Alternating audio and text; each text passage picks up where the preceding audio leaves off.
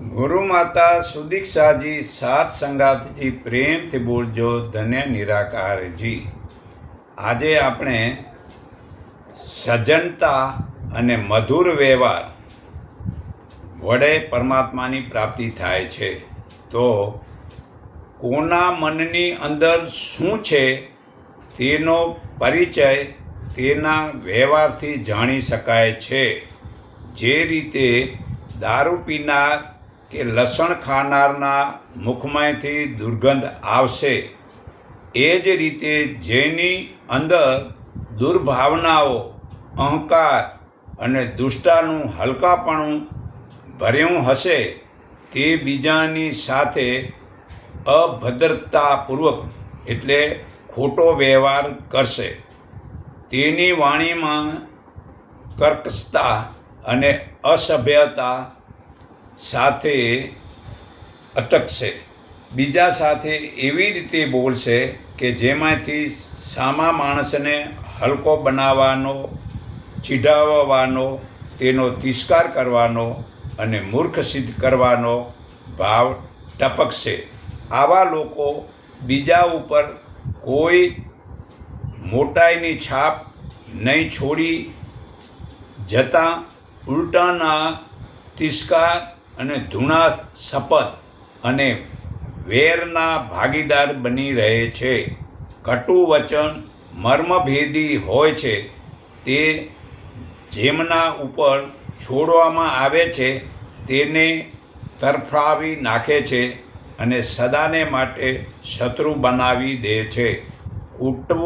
કટુભાષી નિરંતર પોતાના શત્રુની સંખ્યા વધારે છે અને મિત્રો ઉપરથી ઘટાડે છે। તો દુર્વાસા ઋષિ અંબરીશને પ્રશ્ન આપવાની તૈયારી કરવા લાગ્યા। દુર્વાસા ઋષિ અંબરીશને શાપ આપવાની તૈયારી કરવા લાગ્યા। ક્રોધિત થયેલા જોઈને ભગવાને સુદર્શન ચક્ર મોકલ્યું। દુર્વાસા મોટા મોટા દેવતાની શરણમાં ગયા, પરંતુ બધાએ તે ક્રોધી વ્યક્તિને શરણે રાખતા નથી। આખરે દુર્વાસા અંબરીશની ક્ષમા માગી, ત્યાર પછી સુદર્શન કોપથી બચ્યા। તો ઋષિકુમાર શસ્ત્રપદને બીજાઓની મજાક કરવામાં બહુ જ આનંદ આવતો હતો। તે શસ્ત્રપદાને ભલામણ કરેલ કે બીજાની મજાક કરવી ન જોઈએ, છતાં તે માનતા જ નહોતા અને બીજાની ઈમાનદારી અને કરદબને ઘાસનો સાપ વડે ડરાવી દીધો। તે કરદબ બીને ડરીને મૂર્છિત થઈને પડી ગયો। તે કરદબ હોશમાં આવીને શસ્ત્રપાદને શ્રાપ આપ્યો, જેથી એમને આ સર્પયોનિમાં જવું પડ્યું। તો સજ્જનોનો ક્યારે પણ ખોટો ઉપયોગ ન કરવો, સજ્જનોનો સાચો વ્યવહાર કરવો જોઈએ। આ સજ્જન કરદબ એકદમ સાચા હતા, તો એને સાપ આ ઘાસનો બનાવીને ડરાવવાનું જરૂર ક્યાં પડી? પણ બીજા સમજાવે તોય માને જ નહીં। તો જુઓ, એને શ્રાપ મળ્યો અને સર્પની જોનીમાં જવું પડ્યું। તો બીજું કે આપણે સંસારમાં યોગ્ય વર્તન કરવું જોઈએ। સેવા ભાવથી જ સજ્જનતાનો દરેકની સાથે હોવો જોઈએ। વિવેક રાખવામાં ધન વપરાતું નથી। બધાની સાથે મધુર અને મર્યાદાનું વર્તન કરવું જોઈએ, તો જ એકબીજાની મદદ મળે છે। તેથી લોકો પ્રગતિ કરે છે। તે દરેક માણસના વર્તન સારા હશે, સેવાભાવી હશે, તો સજ્જનતાના શુદ્ધ મીઠા વ્યવહારથી પોતાનું અને બીજાનું સારું થાય છે। તો વળી જુઓ, મહાભારતના યુદ્ધનો પહેલો દિવસ હતો। બંને સેનાઓ યુદ્ધ માટે સામસામે આવી ઊભી છે। તે સમયે રાજા યુધિષ્ઠિરે રથમાંથી ઉતરીને કૌરવોની સેનામાં જઈ દ્રોણાચાર્ય, પિતામહ ભીષ્મ વગેરેને પ્રણામ કર્યા અને એમનો આશીર્વાદ લીધો.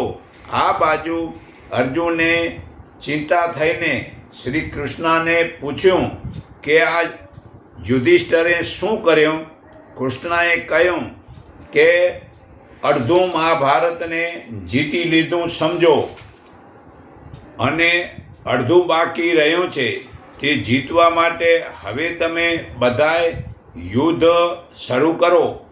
તે તો સજ્જન મનુષ્યમાં બીજા ગુણ છે, તે નર્મતા નીતિનો રીત હોય છે. તેની શરૂઆત મીઠી વાણી, નર્મતા અને શ્રેષ્ઠતા વ્યવહારથી જ થાય છે. તો નાના કે મોટાનો વિવેક રાખી વાતો કરવી જોઈએ અને તે જ્ઞાન શીખી લેવું જોઈએ. આ સજ્જનતાનો જ મધુર વ્યવહારથી લોકો પરમાત્માને પામે છે. તો ઘરમાં નાના બાળકોને પણ તમે આપ કરીને બોલાવવા જોઈએ. જ્યાં નામની સાથે જી લગાડતા શીખો કે તમે આવો રહ્યા જી, એમ જી વચળ બોલો. તું શબ્દ સાવ નજીકના સ્ત્રી, પુત્ર, પૌત્ર વગેરે માટે ચાલી શકે. તે ભલે આત્માભાવ છે, છતાં પણ તે દોષ એમાં એક છે કે આપણી આદત બગડી જાય છે. માટે આદતને સુધારવા ભલે આજથી આ વિડીયો સાંભળી નાનાને મોટે નામે બોલાવો, તેનાથી તમારી આદત સુધરશે. માટે મનુષ્ય માત્ર બીજાની ઉંમર, શિક્ષણ, ધન કે પદને ભૂલીને એકબીજાની સાથે નર્મતા, મર્યાદાના વ્યવહારથી વાતો કરવી જોઈએ. જે સજ્જનતાનું અને મધુર વ્યવહારની આ એક નિશાની છે. તો જ્યારે આપણે કોઈને મળીએ કે કોઈક મળે ત્યારે પ્રસન્નતાથી મળવું જોઈએ, હસતા ચહેરે અભિવાદન કરવું જોઈએ અને આવો, બેસો, કઈ સારા સમાચાર પૂછવા જોઈએ અને મદદ આપવી શકાય તો આપવી જોઈએ, અથવા પોતાને મદદની જરૂર છે તો બતાવવી જોઈએ. કે આ જ રીતે જો બીજાને ધન્યવાદ આપવો જોઈએ કે જે પોતાને મદદની જરૂર છે અને કોક બીજો આપને કોઈ બી રીતે સગવડ કરે કે આપે તો તેને ધન્યવાદ કહેવું. એ એક સજ્જનતાનો અને મધુર વ્યવહારી લોકોનો આ એક વ્યવહાર છે. કારણ કે આપણું સારું જે કરે અને આપણે પાછળ એને સારું જો મધુર વાણીથી વ્યવહાર ન કરીએ તો એ મદદ કરનારના મનમાં એવી ભાવના સારી જાગે નહીં. તો આપણે થઈ શકે, જો થઈ શકે એવું હોય તો બીજાને મદદ કરો. અથવા બધાના આંગળીઓ સરખ્યું નથી, ઘણાને તકલીફ પણ હોય અને તકલીફ હોય તો કોઈને મતલબ કે તમે મદદ કરો.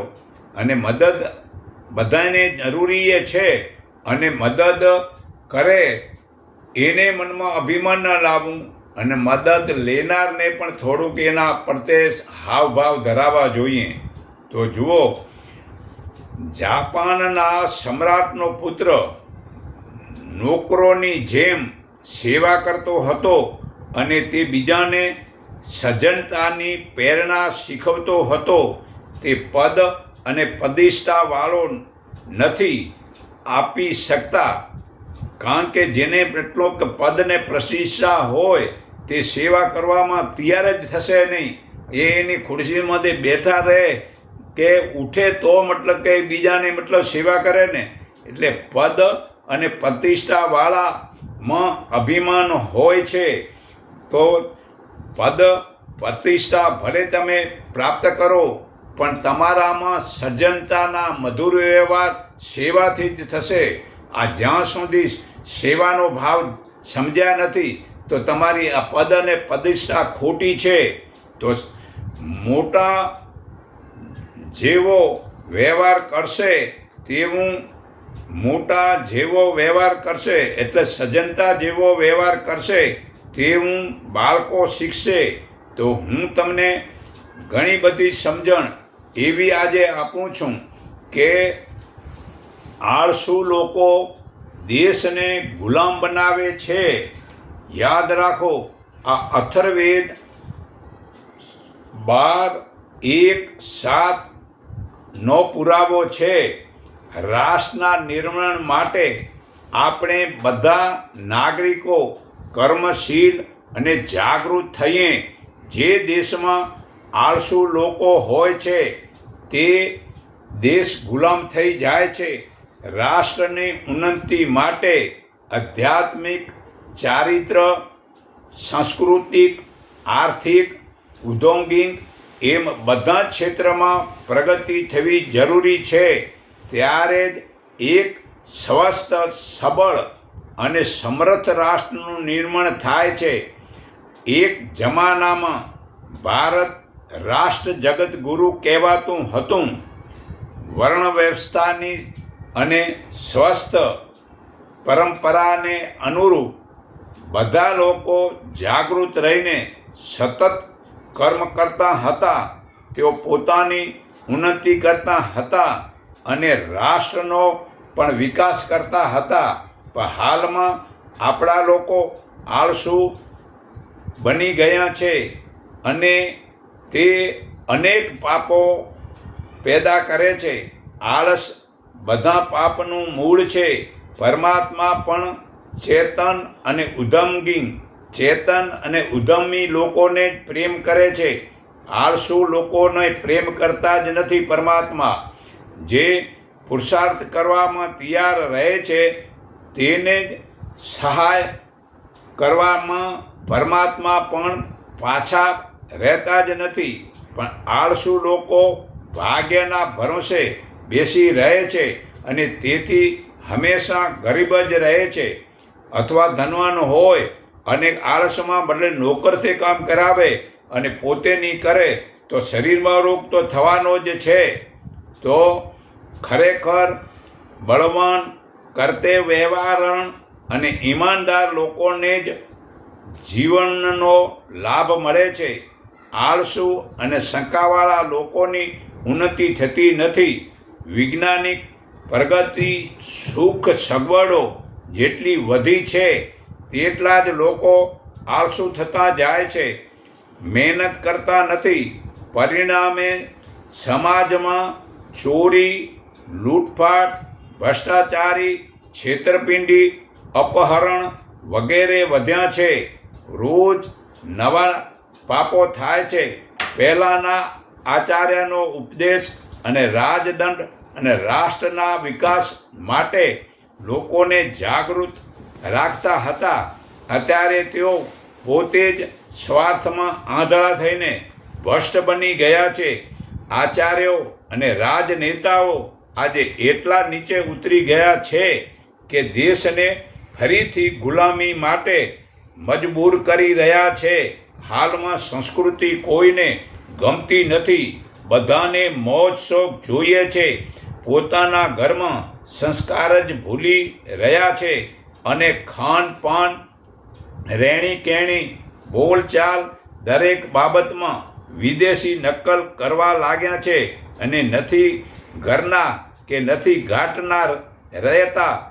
બ્રાહ્મણ અને જ્ઞાનીઓ જાતે સજાગ થઈને લોકોને સાચી દિશાના કર્મની પ્રેરણા આપવી જોઈએ. વળી રઘુર્વેદ 1:164 મનુષ્ય આત્માને ઓળખતો નથી. એ કેટલી શરમની વાત છે. મનુષ્ય પોતે જ પોતાને ઓળખતો જ નથી. એ કેટલી શરમની વાત છે. તે કેટલી મોટી ભૂલ છે. તેણે ભાષા સહિત વગેરેની જે મહેનત મેળવી છે તેના વડે શરીર અને જીવાત્મા વિશે જ્ઞાન પ્રાપ્ત કરવું જોઈએ. આ મનુષ્ય શરીર વારવાર મળવાનું જ નથી. એ તો માત્ર સાધન છે કે જેના વડે આપણે પરમાત્મા સુધી પહોંચવાનો લક્ષ્ય રાખવો છે. આ અજ્ઞાનના કારણે ભોગ વિલાસમાં અટવાઈ ગયા છીએ.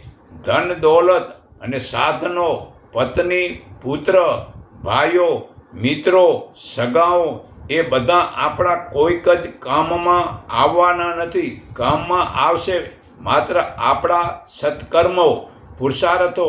આપણે તે સાવ ભૂલી ગયા છીએ કે એક દિવસ આ બધું છોડીને આપણે ચાલ્યા જવાનું છે. જે શરીરને લાડ પ્યાર માટે આપણે સત્યને છોડી, સત્ય જ્યાં આવે ત્યાં પરમાત્મા સમજવાનું. આજ પછી ગમે ત્યાં સત્ય એટલે પરમાત્માને કહેવાય. એટલે આપણે સત્યને છોડી એટલે પરમાત્માને છોડી અસલ છલ કપટ, વેર ઈર્ષાના પાખંડ કરીએ છીએ. આ આત્મા જ પરમાત્માનો અંશ છે, છતાં તેને અજ્ઞાનથી દુઃખી કરીએ છીએ. આત્માની ઓળખાણ થયા પછી સાચા માર્ગે ચાલવાથી જ આપણું આ મનુષ્ય જીવન સાર્થક બની શકે છે. તો મનુષ્ય બે પ્રકારના છે. એક અજ્ઞાની છે, તે સ્વાર્થ, મોહ, લોભ વગેરે પાપ કર્મો કરે છે. બીજા જે જ્ઞાની છે તે હંમેશા સત્કારી અને શ્રેષ્ઠ કાર્યો કરે છે. તો સુખની પ્રાપ્તિ માટે આદર્શ દિનચર્યા કરો. 4 વાગે ઉઠો, ભ્રમણ કરો, સવારે અને વ્યાયામ કરો, સ્નાન કરી, યજ્ઞ કરી, ઈમાનદારીથી ઈશ્વરની ઉપાસના કરો, ઉત્તમ પુસ્તક વાંચો, સત્યનું પાલન કરો, વેર ઈર્ષા છોડી વ્યવહાર કરો, બીજાનું ધન કે અધિકાર ના લો, કુટુંબ સમાજની ઉન્નતિ માટે સંગઠીન બનવા ત્યાગ, તપ, સેવા, બલિદાન ભાવના રાખો, ઉત્તમ કાર્ય કરો, સાત્વિક ભોજન લો ને મધુર વ્યવહાર કરો, આત્મા નિરીક્ષણ કરો, જ્ઞાનીઓનો સત્સંગ સાંભળો, ઉત્તમ ગુણ, કર્મ અને સ્વભાવને માટે તપ ધ્યાન કરો, પરોપકાર કરો અને નમ્રતા રાખો તો સુખની પ્રાપ્તિ થાય છે. આ વેદોમાં ઈશ્વરના કયા સ્વરૂપ બતાવેલા છે? વેદોમાં ઈશ્વરને સર્વવ્યાપક, સર્વત, નિરાકાર, ન્યાયકારી, ફક્ત, ફળદાતા વગેરે ગુણોવાળા બતાવેલા છે. તો આપણે જડ પથ્થરને ભગવાન માનીએ છીએ. તો રઘુર્વેદ 3:16:5 આપણું મનુષ્ય જીવન સફળ થવા માટે આપણે બુદ્ધિવાન, વીર તથા ધનવાન બનીએ. નિંદક, ધુતારા, ચાળિયા ન થઈએ. આપણી મતિ બદ ન થવી જોઈએ. જીવનમાં સુખી રહીને પરમાત્માની ઉપાસના કરતા રહેવું જોઈએ. જો મનુષ્ય જીવનમાં દુઃખોનો યાદ કરશે તો દુઃખો તેને દુઃખ દેશે. જે વિચારે છે કે આપણને જે કંઈ મળ્યું છે તે પરમાત્માની અસીમ કૃપાનું જ ફળ છે અને તે આપણા સુખ માટે જ મળ્યું છે. દુઃખોને છોડવા માટે મનુષ્ય પોતે જ પોતાને મદદ કરવી પડે છે. ગીતામાં કહે છે, પ્રસન્ન રહેવાથી મનુષ્યમાં બધા જ દુઃખો મટે છે. જો તે દરેક વખતે હસવાની અને સીમિત કરવાની ટેવ પાડો તો જલ્દીથી ઈશ્વરતાની પ્રાપ્ત કરી લે છે અને એ રીતે તે નક્કી સુખી થાય છે. આપણા જ્ઞાનની સાર્થકતાનો આ જ માપદંડ છે.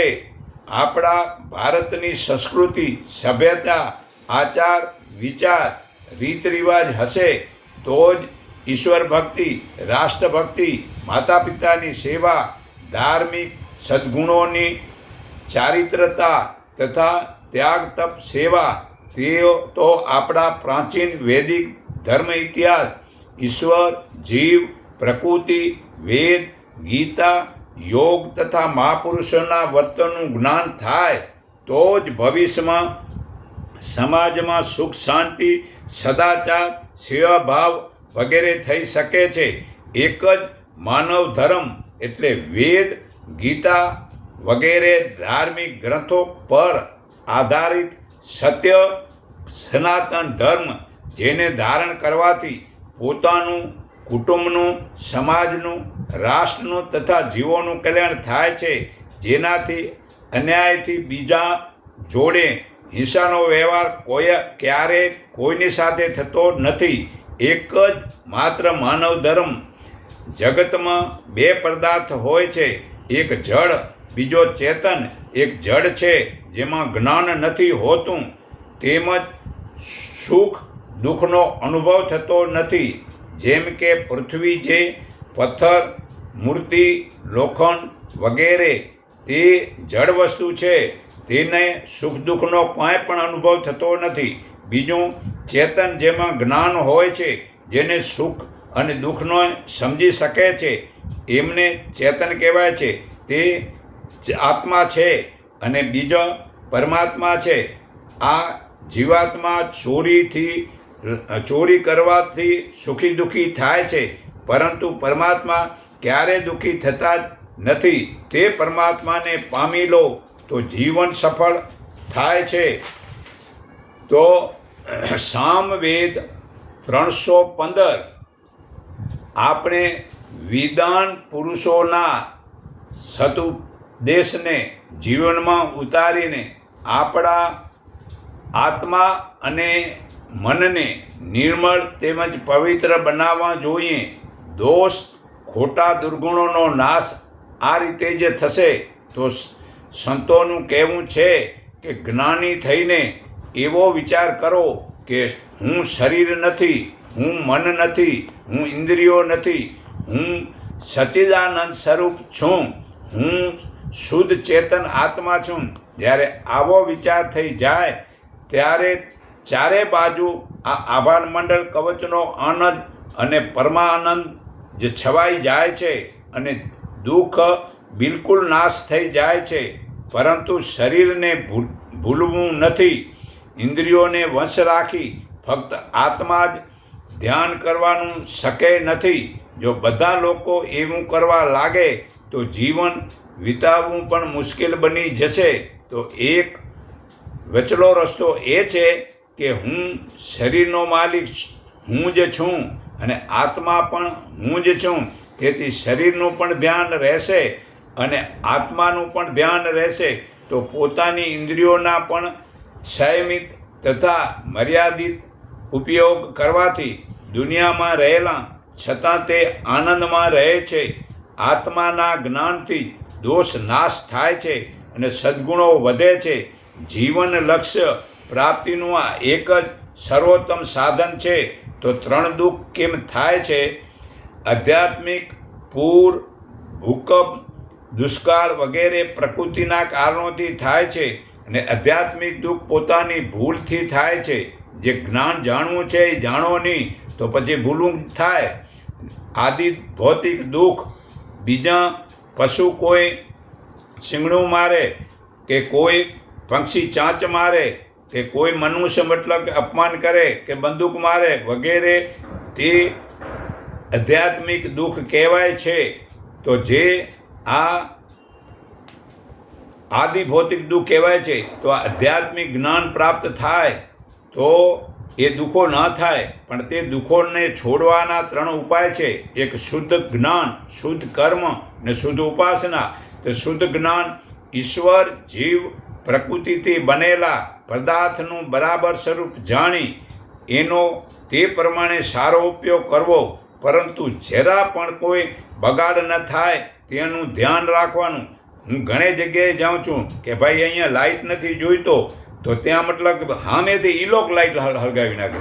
અરે ભાઈ, જે વસ્તુ આ સૃષ્ટિમાં બગાડ થાય એ તમે જ્યાં સુધી પોતાને ત્યાં કે બીજે એ બગાડ જ્યાં સુધી થાય છે તે બગાડ ન કરો તો તમે શુદ્ધ જ્ઞાન થયો છે. પછી ભલે ગમે તે લાઇટનું હોય, પાણીનું હોય, ખાવાની વસ્તુ હોય, પીવાની વસ્તુ હોય કે જે ચીજ હોય, તમામ વસ્તુ બગડે નહીં એવું ધ્યાન જો રહે તો એ શુદ્ધ જ્ઞાની કહેવાય છે. કોઈ પણ બગાડ ન કરવો. પછી શુદ્ધ કર્મ શરીર, વાણી અને મનથી સત્ય, ન્યાય તેમજ ધર્મપૂર્વક સુખની પ્રાપ્તિ તેમજ દુઃખોથી છૂટી જવું તેને શુદ્ધ કર્મ કહેવાય છે. પછી શુદ્ધ ઉપાસના યાદ રાખો, આ ઈશ્વરના સાચા સ્વરૂપને જાણી આ ઈશ્વરના જ આનંદ સ્વરૂપમાં આ પોતાના આત્માને આ પોરાવી દેવું તેને શુદ્ધ ઉપાસના કહેવાય છે. આ પરમાત્મા અહીંયા મોજૂદ છે અને પરમાત્મા અહીંયા એની હાજરીમાં આપે આપણા આત્માને આમ પોરાવ્યો એને શુદ્ધ ઉપાસના કહેવાય છે. એનાથી કોઈ મોટી ઉપાસના નથી. તો અથર્વવેદ 14:1-43 બધા કુટુંબના નવી વહુ પાસેથી ઘરને સ્વર્ગ બનાવે તેવું વિચારે છે. તો હે પુત્રવધુ, કુટુંબનું કેન્દ્ર બિંદુ હોય છે અને બધા જ કુટુંબીજનો તેની પાસે કંઈક ને કંઈક નવું જાણવાની ઈચ્છાઓ રાખે છે. કુટુંબના આનંદની મધુરતાની ભાવના ટકાવી રાખવી તેનો આધાર નવવધુની વ્યવહાર કુશળતા પર રહેલો છે. માત્ર ઉચ્ચ શિક્ષણ મેળવી લેવાથી વ્યવહાર કુશળતાનો અનુભવ થતો નથી. ઘર સંસારમાં દાખલ થયા પછી માતા પિતા, સાસુ સસરા, ભાઈ બહેન વગેરે કુટુંબીજનોની સાથે કેવો વ્યવહાર કરવો જોઈએ એનું જ્ઞાન અનુભવી લેવું જરૂરી છે. આપણા દેશમાં સંયુક્ત કુટુંબ પ્રથા એક આશીર્વાદ છે. તેમાં બાળપણથી જ ઘર સંસારની ફરજની સમજણ મળી જાય છે. તો આધ્યાત્મિકનું જ્ઞાન અને ભાવ પ્રેમની દ્રષ્ટિએ પણ તેનું ઘણું મહત્ત્વ છે. માતા પિતાની સેવા, ભાઈ બહેનની મદદ અને કુટુંબીઓની મદદને પોતાની માનીને આનંદમાં જોડાયેલો રહીને મનુષ્ય પોતાની સ્વાર્થને ઘટાડે છે અને પોતાના શરીરને પત્ની તથા કુટુંબની સુવિધાને વધારે છે. બીમારી, દુર્ઘટના, લડાઈ, ઝઘડા વગેરે પ્રસંગોમાં સંયુક્ત કુટુંબની મદદથી ખબર પડે છે. તે વખતે કુટુંબના બીજા સભ્યો પોતપોતાની રીતે મદદ કરીને કુટુંબનો ભાર ઉઠાવે છે. જો ઘરને સ્વર્ગ બનાવવું હોય તો કુટુંબનું શાંત વાતાવરણ જોઈએ અને નવવધુની પાસે જ આધારિત છે. કુળને મજબૂત બનાવવાની જવાબદારીનું પાલન કરવું જ તેનું કર્તવ્ય વધારી પ્રાચીન સંસ્કારથી ઘર સ્વર્ગ બને છે અને કુળને જ્ઞાનનું શિક્ષણ વધારવું તે પત્નીની ફરજ છે. આ બધા કર્તવ્યો મારા છે. તે ઘરની માલિક કહેવાય છે. આમ જ પોતાનું ગૌરવ છે. પતિ સેવાથી સ્ત્રી સ્વર્ગમાં પૂજાય છે. પતિ જીવતા જે સ્ત્રી ઉપવાસ યા વ્રત કરે છે તે પતિનું આયુષ હરી લે છે અને પોતે નરકમાં પડે છે. આ મનુસ્મૃતિ પાના નંબર 118 શ્લોક 155માં પુરાવો છે. જે પુત્રથી વધારે સવારે વહેલી ઉઠે છે ને રાત્રે બધાને સુરાવીને પછી ઊંઘે છે તે પુત્રવધુ કહેવાય છે. બધાથી વધારે કર્મ કરે તે ઘરને સ્વર્ગ બનાવે છે. તો સજ્જનતા અને મધુર વ્યવહારથી લોકો પરમાત્માને પામે છે.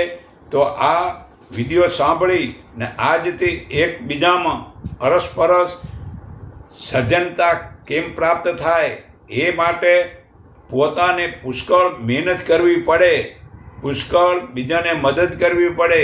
પોતાના શરીરને ભલે તકલીફ થાય પણ બીજાના માટે કેટલું મારું શરીર ઉપયોગી થાય છે એને સજ્જનતા કહેવાય છે.